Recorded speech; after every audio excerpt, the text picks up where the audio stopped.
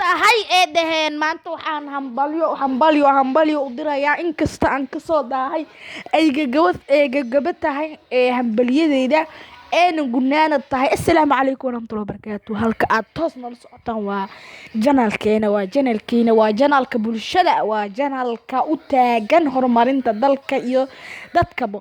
Waxaa muuqaalkan kaga hadlayaa hambalyo reer Somaliland. Hambalyadeeda waa kasoo daahay runtii gudgurnidii iyo gunaanadii hambalyadan waxaan u dirayaa reer Somaliland oo dhan.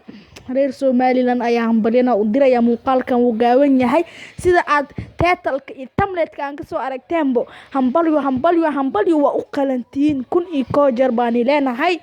waa u qalantiin hambalyadan mar walbana inaani hambalyana kama daalno ayaa leenahay jamhuuriyadda barakeysan ee Somaliland.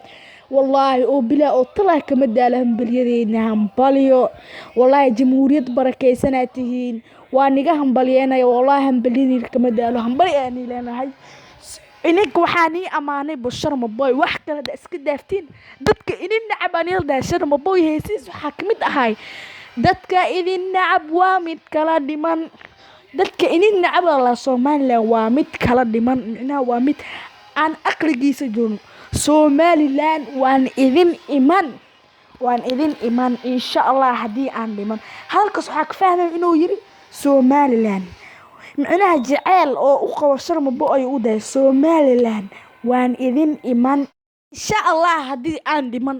micnaha hadalkaas waxa ka fahmaysa inuu Sharma Boy ni amaanay. waan markii warkii aan sii daadinin waqtigana uu socdaa daqiiqadahana way hayaan.